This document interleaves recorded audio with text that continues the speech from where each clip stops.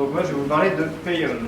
Payum qui est une lib en PHP qui permet de processer des paiements d'un cas vraiment très simple à des cas vraiment très avancés avec des paiements plusieurs fois, du remboursement, etc. Donc je m'appelle Mathieu Santo-Stefano, je travaille chez Joli Code depuis un peu plus d'1 an et demi, je fais du PHP, du JavaScript chez eux, enfin chez nous, et je suis Welcomatic sur Twitter et GitHub. Donc Payum, c'est, je disais, une librairie PHP qui abstrait en fait le processus de paiement vers différents providers. Donc ça va être PayPal, Stripe, B2B, Klarna, même du offline. Offline en fait c'est par exemple un paiement par chèque, la personne qui envoie un chèque par la poste, et ben, le paiement va se dérouler de la même façon, suivant le même process, sauf que les données, au lieu que ce soit une carte bancaire, ce sera par exemple un numéro de chèque, ou une photo du chèque, ou rien du tout d'ailleurs, mais au moins on enregistre une trace du paiement. Et il y a plein d'autres passerelles de paiement qui sont disponibles, et il y a dans la doc aussi tout ce qu'il faut pour créer sa passerelle de paiement si jamais c'est pas pris en charge. Payum est intégré dans plein de frameworks, dans Symfony, il y a un package Laravel, il y a un package pour Ruby, il y a un package pour Silex, il y a un package pour je ne sais plus quel autre framework. C'est très bien intégré, c'est aussi complètement framework agnostique, on peut utiliser juste la lib dans n'importe quel projet, donc ça marche via Composer. Ils nous mettent à dispo aussi un microservice, donc en fait c'est un conteneur Docker avec un microservice dedans, qui est développé avec Silex, qui expose une API HTTP toute bête, qui permet justement de faire les mêmes actions qu'avec la lib. Et il nous file aussi un client JS. Et bon, après, le client JS, on n'est pas obligé de l'utiliser, c'est un exemple pour expliquer comment fonctionne le microservice. Et il y a un dev tiers qui a fait un client en PHP aussi, il me semble, mais qui n'est pas référencé dans la doc, il faut le chercher un peu pour tout. Payum prend en charge différents drivers de storage. Donc il sait communiquer avec Doctrine ORM, il sait communiquer avec Doctrine Mongo.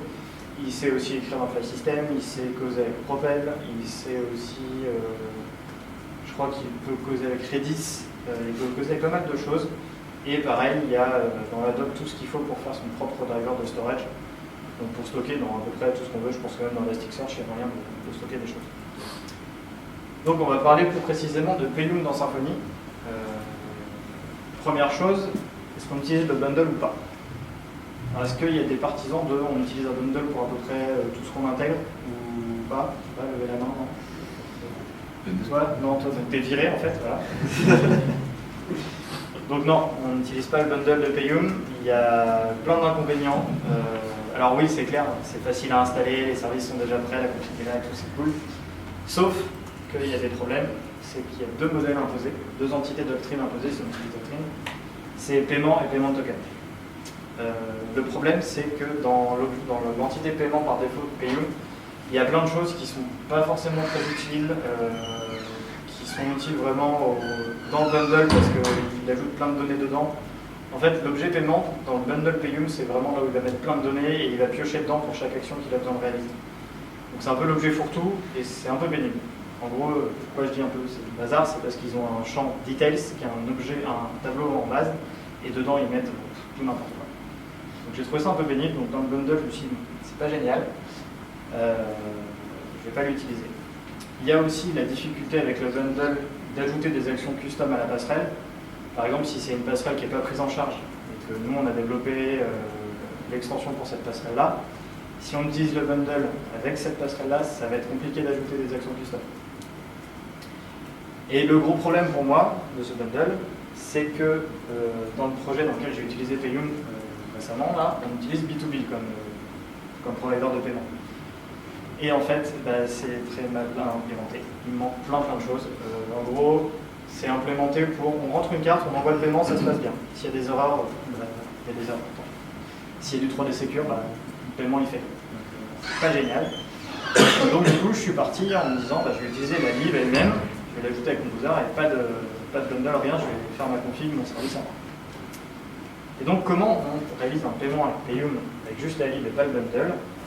Déjà on installe Payum.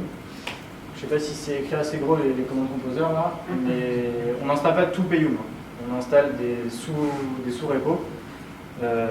Payum B2B dans mon cas, après on peut installer Payum PayPal, Stripe, autre chose. Et on installe un adapteur pour PHP HTTP qui est la lib qui permet de faire des requêtes HTTP. qui est développé en partie par Joël chez Lollipop aussi.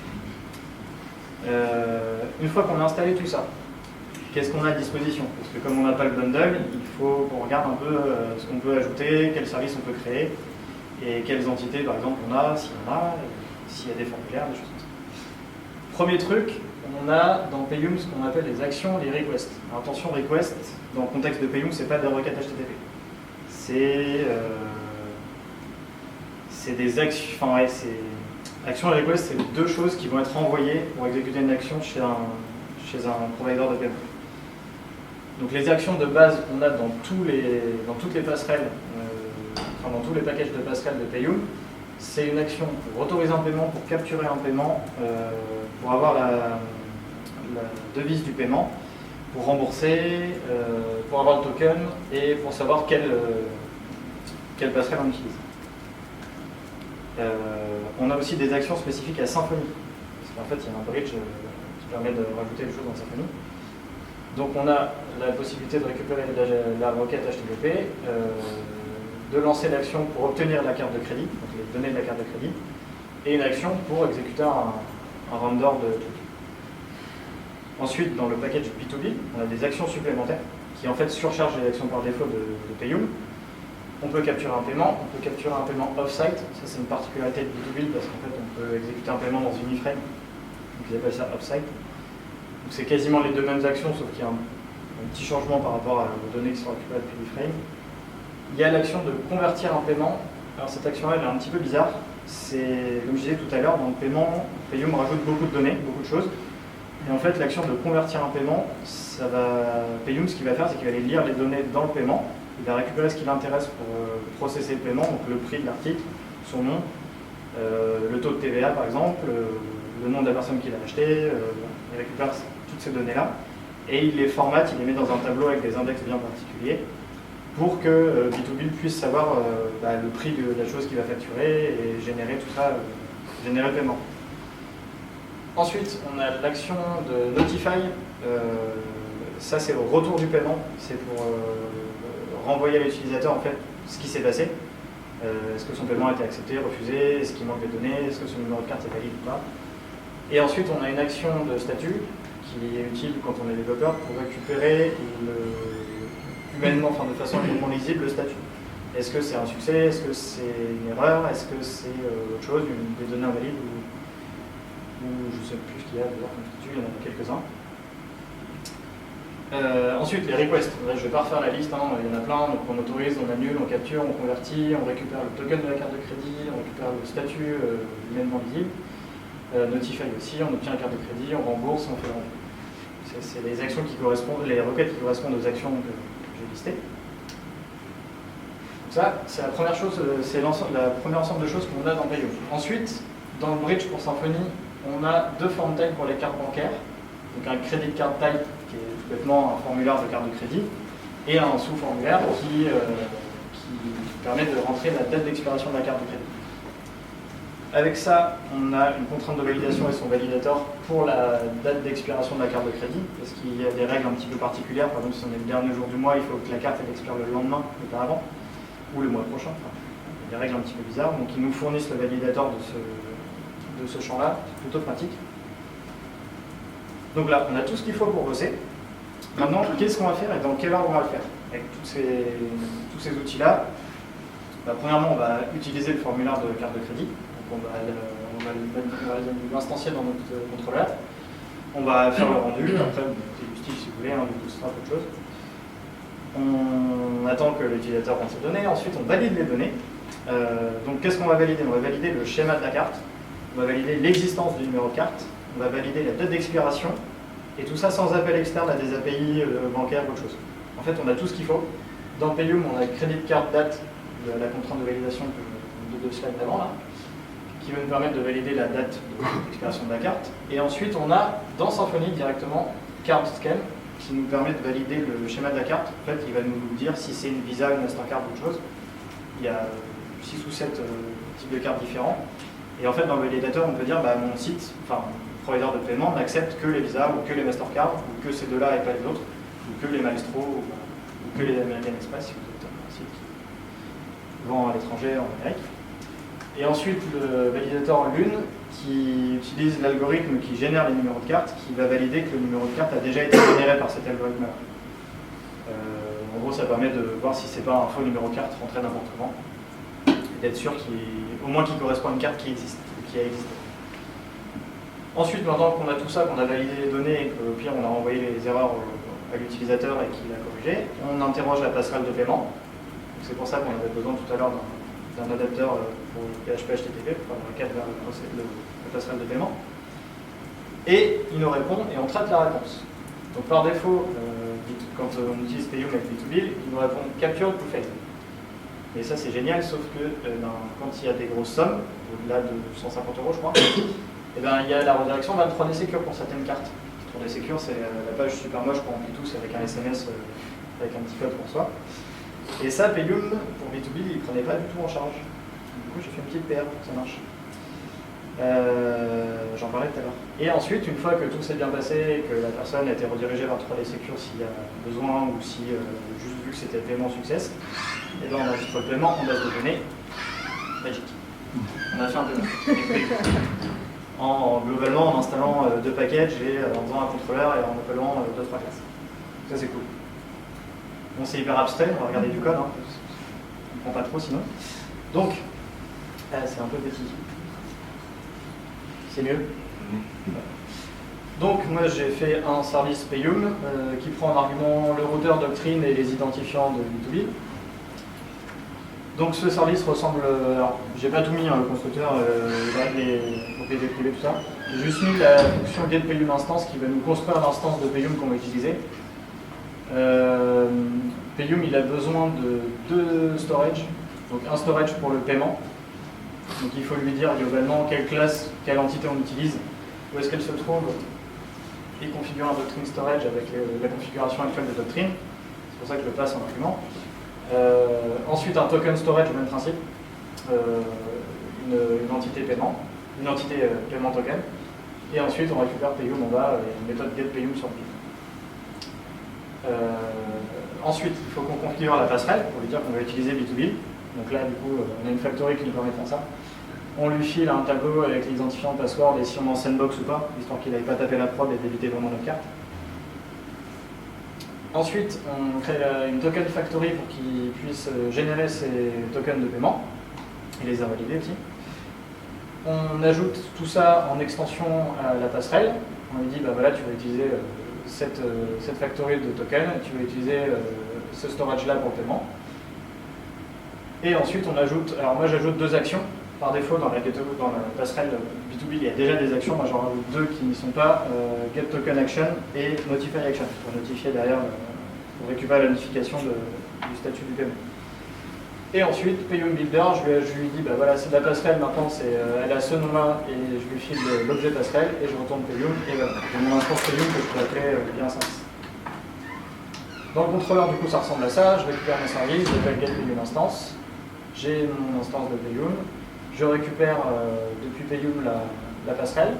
Je lui redis bien que c'est B2B, parce qu'on peut configurer évidemment plusieurs passerelles. Hein. Si on veut gérer le paiement par carte via B2B et puis PayPal à côté, on peut le faire. Pas de problème. On utilise un truc que Payum nous met à disposition, qui est un objet credit card, qui est un objet qui s'appelle sécurisé, qui a des getters, des setters un petit peu particuliers, qui masquent en fait les données de la carte. Si par exemple on veut la stocker, on a le droit de la stocker parce que c'est soumis à des normes. On peut récupérer, et via les getters, on peut avoir des XXXXX, c'est juste les 4 derniers chiffres, il va le faire pour nous. Et surtout, il y a une méthode dessus qui s'appelle Secure, donc fait Credit Card Secure, et qui flush tout l'objet en mémoire et qui évite justement qu'il y ait des fuites ou que ce soit écrit quelque part sur le serveur. Bref. Donc, on utilise ensuite le Credit Card Type dont on parlait au début, le formulaire de carte de crédit, on lui file l'objet carte de crédit, on lui dit qu'on a une méthode POST. Et donc ensuite, si on a une méthode POST dans notre contrôleur, on va exécuter l'action de convert en lui passant le paiement. Donc là, du coup, ce qu'il va faire, c'est qu'il va convertir en gros. Enfin, c'est bizarrement nommé convertir. En fait, il va piocher les infos dont il a besoin dans l'objet paiement. Il va les mettre dans un tableau. Enfin, nous, on va les mettre dans un tableau de details. GetResult nous retourne un tableau. Ensuite, on merge ce tableau qui contient en fait, quand on donne qu'il y a le prix, le taux de TVA et toutes ces choses-là. On merge ça avec le code de carte de crédit, le code de validation, la date d'expiration, le nom de la personne, et 3D Secure si on veut l'activer, si on veut le gérer. Et ensuite, on appelle l'objet Credit Card Secure, dont on parlait tout à l'heure, qui va flush toutes les données de la, enfin qui va écraser toutes les données de la carte, qui va remettre l'objet à 0. Et là arrive le vrai moment où on va payer, on va exécuter des choses chez B2Bill. On génère un capture token pour B2Bill à partir d'objet paiement. On lui met les détails qu'on a générés plus haut avec l'opération de conversion. Et on exécute une capture request. Donc ça, capture request, il va prendre le token qui en fait englobe toutes les informations du paiement, le prix, tout ça, la carte, tout ça. De façon, alors c'est encodé en, je sais plus quel, je crois que c'est la 64, je suis pas sûr. Il envoie tout ça à B2Bill. B2Bill va traiter les données et va répondre. Donc là, en fait, Payum ne renvoie pas de réponse en fait. Il garde ça dans ses objets en interne.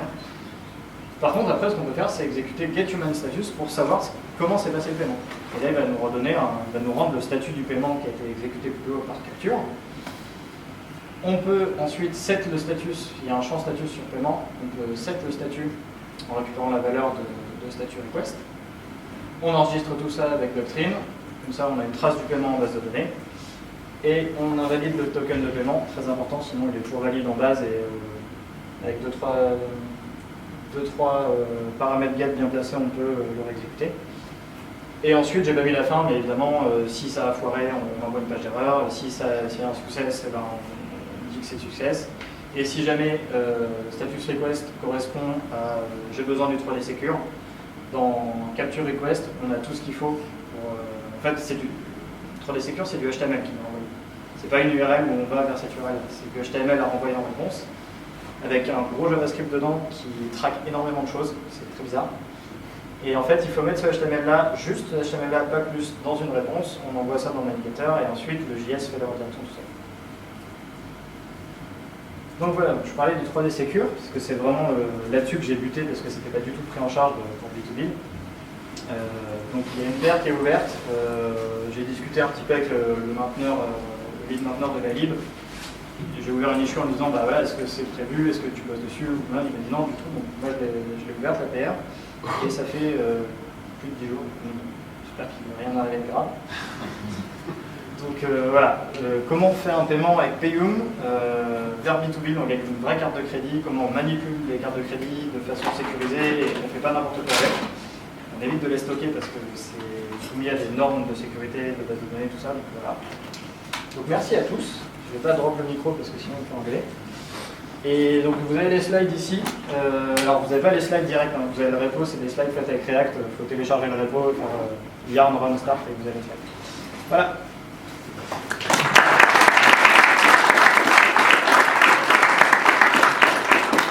Si vous avez des questions dans la prochaine thèse.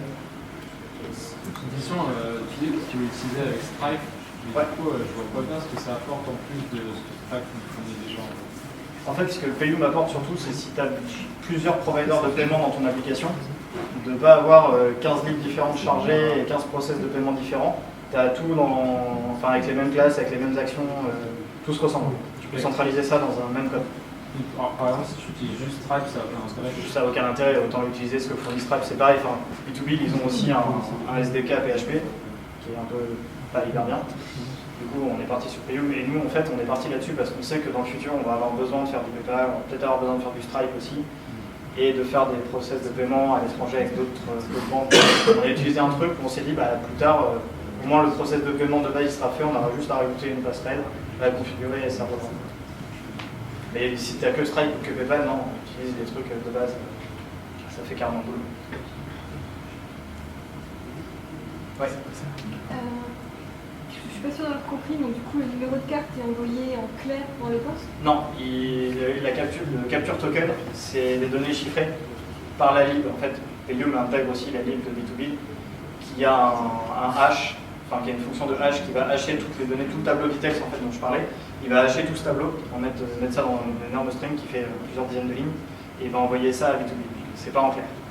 Et puis de toute façon, il envoie ça vers une URL en HTTPS. c'est bien foutu. Justement, ça abstrait tous ces trucs-là, on n'a pas besoin de se poser la question, est-ce que j'envoie des données en clair, est-ce que c'est dangereux, juste, on fait un objet carte de crédit, on ne stocke pas et ça va. Non, je parlais vraiment du formulaire, où tu montres la carte bleue avant la validation.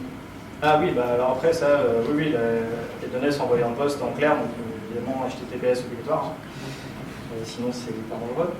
Mais ouais, c'est envoyé en clair. Et c'est envoyé sur le site Symfony ou directement vers... Non, c'est envoyé sur le contrôleur Symfony. Et ensuite, c'est l'appli Symfony qui va communiquer avec B2B et ensuite gérer la réponse. Il n'y a aucune interaction entre le front et B2B direct. Tout passe par ça. C'est pas comme Stripe où je crois que dans Stripe, il y a une Nix.js qui permet directement de balancer des données de carte de crédit chez eux. Tout passe par le serveur. Donc on peut justement loguer les actions, même les paiements. En fait, même les paiements qui ont fail, il faut les stocker pour savoir ce qui s'est passé et avoir des traces des essais de paiement. Parce que même si B2B, ils ont un dashboard assez bien foutu, il faut quand même stocker ces choses. Ouais. Alors moi, je suis dans un cas un petit peu particulier, c'est pas du e-commerce classique, c'est une marketplace.